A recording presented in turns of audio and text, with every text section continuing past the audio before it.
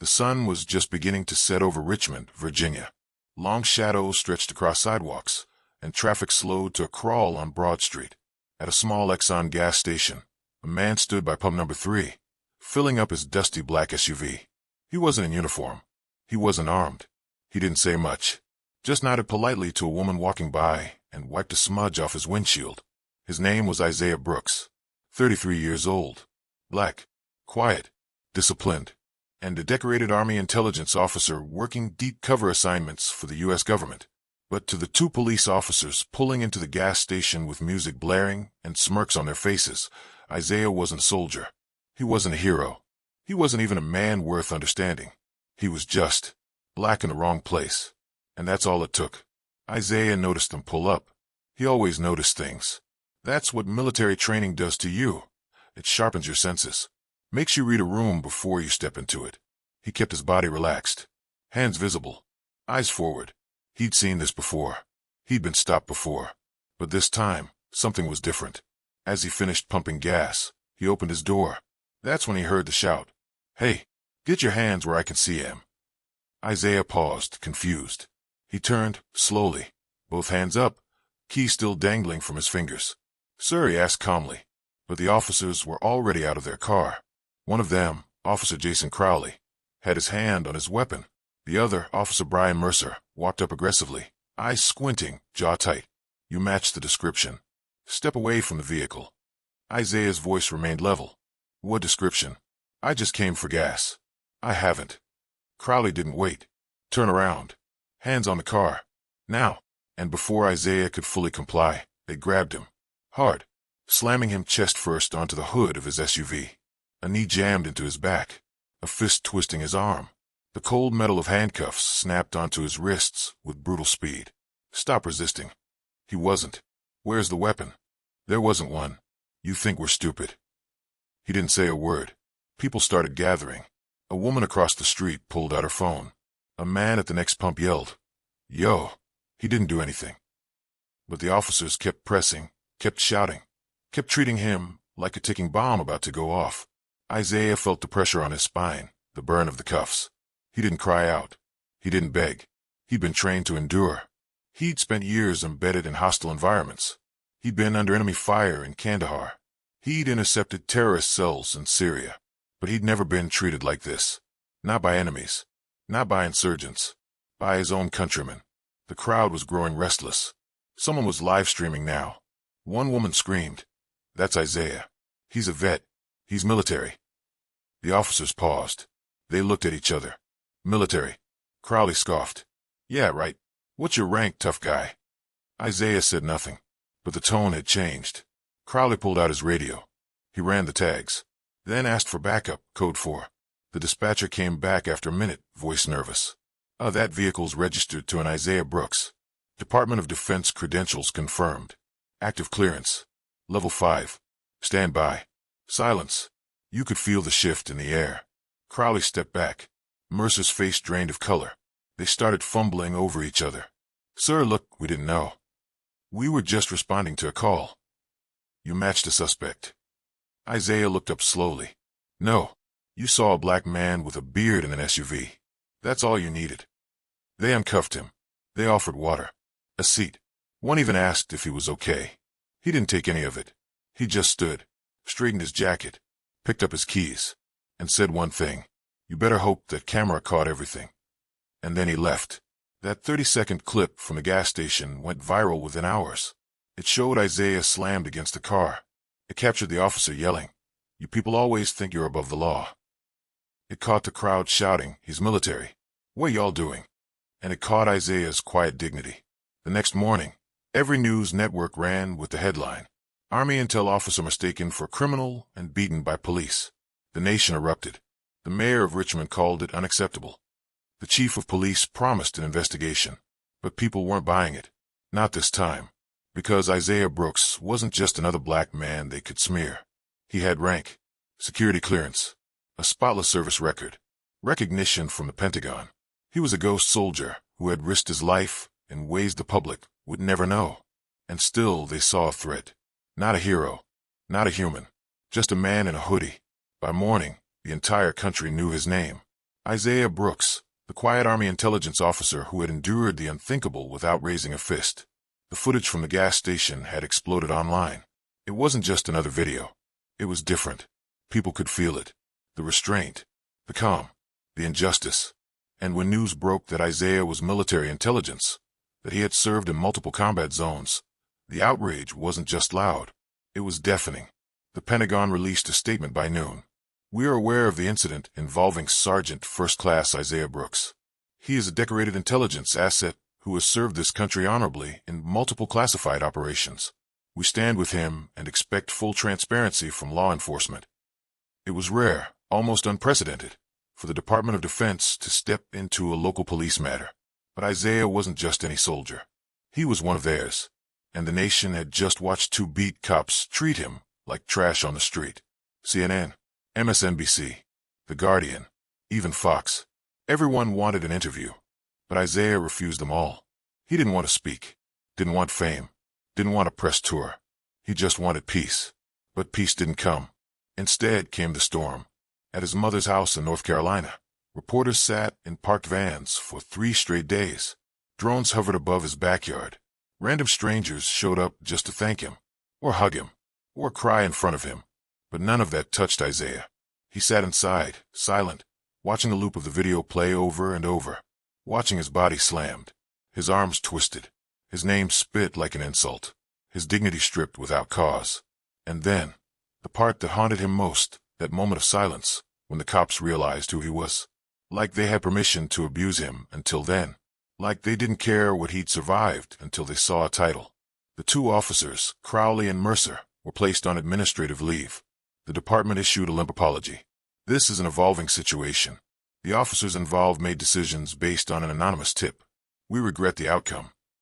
No suspension. No charges. Just desk duty and public backlash. The people were furious. Protests erupted downtown. Veterans stood side by side with activists, holding signs that read, "He fought for this country." Why couldn't they see that? Black soldier. Still a suspect. Uniform off. Still a target. One night, a fellow intelligence officer visited Isaiah. Colonel Miranda Holt. Decorated, sharp. A quiet storm of authority.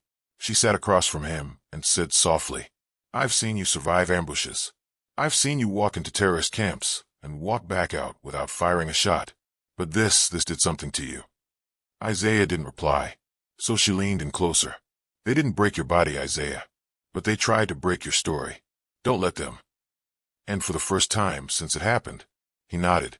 A week later, Isaiah showed up, unexpectedly, at a town hall forum hosted by the Richmond Police Oversight Board. The room was packed. Cameras, reporters, angry residents, nervous officials. He didn't wear a uniform. Just jeans and a black button-up. Simple. Grounded. Like always. When his name was called, the room went silent. He stepped to the mic, looked around, and said, "I didn't come here to demand justice. That word doesn't mean much when you've had a knee on your back. I came here to ask you one thing. What would have happened if I wasn't military? What if I was just another black man getting gas? Would I be here? Or would I be buried with a folded flag and no explanation?" The room was frozen. Some were crying. Even the mayor looked shaken.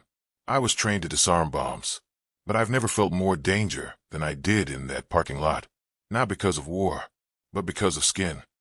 His speech spread faster than the original footage. Clips racked up millions of views overnight. Celebrities reposted it. News anchors called it the most composed and devastating public testimony in years.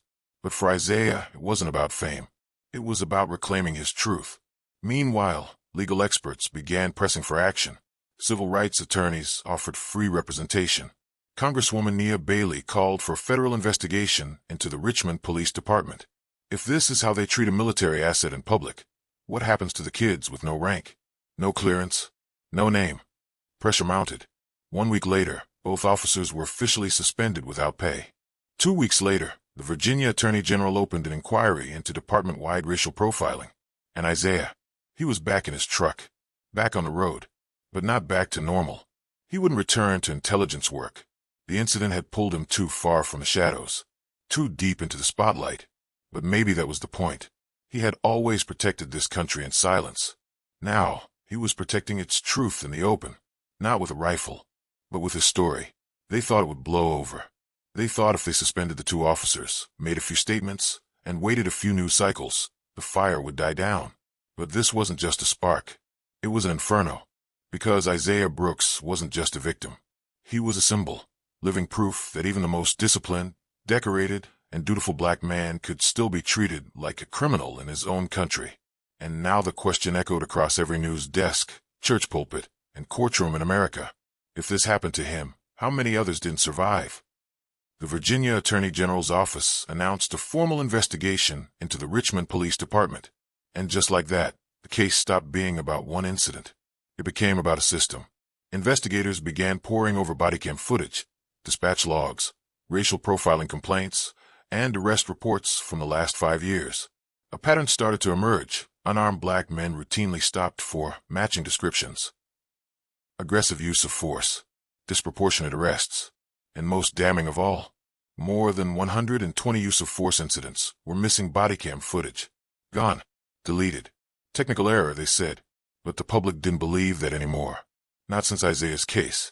Inside the Richmond PD, officers were sweating. Whispers of a blue wall of silence cracking from within. Younger cops began cooperating. A few retired ones started talking to reporters anonymously. One said, "We've had a problem for years, but nobody listened until a soldier got hurt." Another revealed, "There's a culture. You learn who to stop, who to follow, who to treat as a potential threat. It's not written down, but it's everywhere." The deeper they dug, the darker it got. Meanwhile, Isaiah watched from a distance. He didn't show up to press conferences, didn't attend rallies in his name, didn't capitalize on the wave of attention. He stayed in the background, like he always had. A man trained to observe, not perform. But the storm swirled around him. A civil rights firm filed a $25 million lawsuit against the city. Not for personal gain, but to force policy change, bodycam reform, and independent oversight of police abuse claims. And then, 2 weeks into the investigation, something unexpected happened. A former dispatch supervisor came forward. Her name was Karen O'Malley, 53 years old, retired 6 months ago. She testified that on the night Isaiah was assaulted, no official call ever came in matching his description. Let that sink in. The stop that triggered everything. The one the officers claimed was based on a report. Never existed. No record. No transcript. Nothing. Which meant they didn't stop Isaiah because of a suspect description. They stopped him because he looked like one.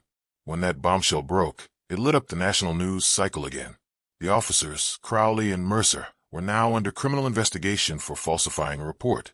The police chief was called to testify before a state board. Protesters returned to the streets, this time with signs that read, "No report. No excuse.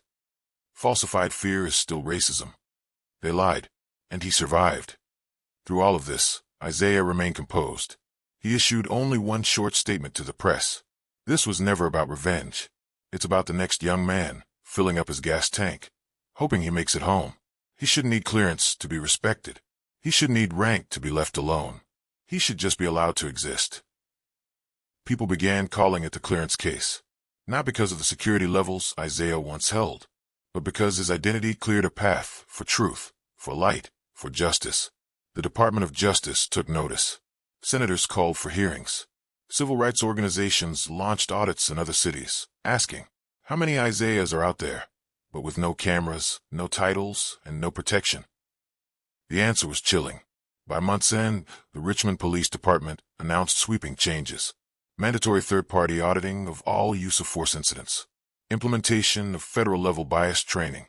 Establishment of citizen review board with real legal teeth.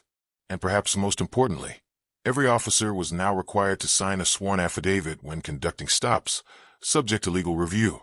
Crowley and Mercer, they were indicted, charged with filing a false report, excessive use of force, and violation of civil rights under color of law.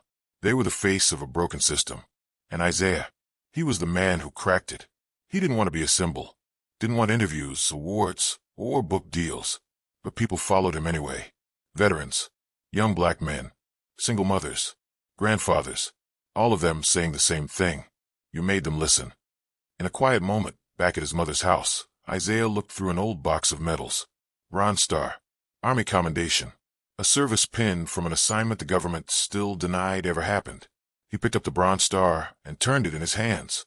"I never thought my biggest battle would be on American soil," he whispered. And he was right. He didn't get injured by IEDs. Didn't lose himself in foreign wars.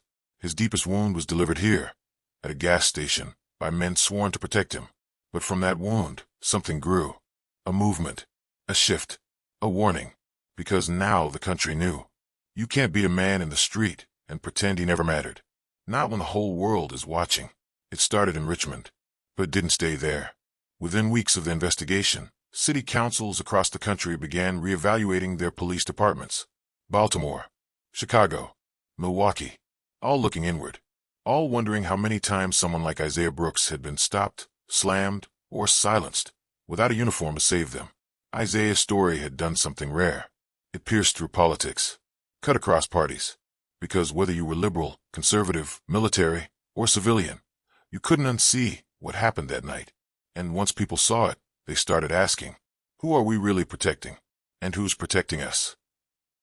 In Washington, D.C., pressure mounted. Civil rights leaders demanded Congress take action. A new bipartisan police reform bill was introduced, nicknamed the Brooks Act. The bill called for national standards for police stops and use of force, a federal misconduct registry to track problem officers, funding for civilian oversight boards, bodycam data storage protocols that prevented deletion without audit. It was ambitious. It was overdue. And it was controversial. Opposition came fast. Cable news hosts called Isaiah a media puppet. One anchor on a right-wing network sneered. "So we're rewriting policy now every time someone with a military badge gets roughed up? Maybe people should stop acting suspicious if they don't want trouble." The comment sparked outrage. Veterans groups across the country issued public rebukes. Gold Star families wrote open letters defending Isaiah's honor. Even Republican veterans in Congress stood up and said, "This man did more for this country than most of us sitting in these chambers. If it can happen to him, it can happen to any of us." The bill passed through committee. Slow, bruising, contentious, but it was moving. Back in Richmond, things weren't quiet either. The city's new Citizen Oversight Board was swamped with hundreds of complaints from residents who'd been too afraid to speak before. One was a 17-year-old boy who had been pulled over 6 times in 1 month. Each time, he matched a description. Another was a single mother who filed a report after officers entered her home without a warrant because her porch light had gone out. The story spilled out, and as they did, realization sank in. Isaiah wasn't an exception. He was a mirror, reflecting a reality too many had ignored. Despite the noise, Isaiah never lashed out, never threatened, never played the victim. But he showed up. He started visiting schools, talking to young black men in juvenile centers, not as a hero, but as someone who'd seen both sides of the system. One afternoon, at a high school in Richmond's South Side, a student raised his hand and asked, "You ever wish you fought back that night?" Isaiah paused, looked the boy dead in the eye. "Every day. But if I had, you wouldn't be asking me that question right now. You'd be watching my funeral." The room went silent. Even the teachers stopped moving. Sometimes survival is the fight. His words traveled further than he did. Clips of his school visits started going viral. He didn't plan them, didn't post them, but the kids did. They filmed him saying things no one had told them before. "You don't have to prove you're strong. You already are. Being calm under pressure? That's not weakness. That's power. This country doesn't always see our worth, but that doesn't mean we stop showing up." But the deeper Isaiah stepped into this new world, the more pushback he faced from the one he left behind. Anonymous threats, emails telling him to shut up and go back to serving quietly. His VA benefits were delayed for review. His security clearance was revoked without explanation. Some said it was paperwork. Others knew better. They don't like it when a black man speaks too clearly, one retired general told him. But Isaiah wasn't afraid. One morning, as he sat with his mother on the porch, she asked, "You sure you want to keep doing this? They're going to come for you." He sipped his coffee, watched the sunrise. They already did. She looked at him, the boy she raised, the man he became.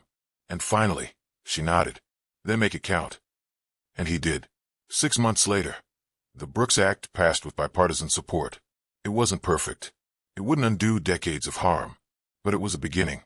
Police departments across the country had new reporting standards. Oversight boards gained real power, and young black men, kids who once thought no one was watching, now had a name to look up to.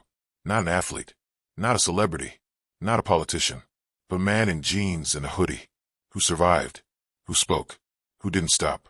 Isaiah never wrote a book, never ran for office. He stayed where he felt most useful, walking among the people, not above them. Because to him, the fight was never about spotlight. It was about the next kid at the gas station, the next mother waiting at home, the next officer choosing how to act when the cameras weren't rolling.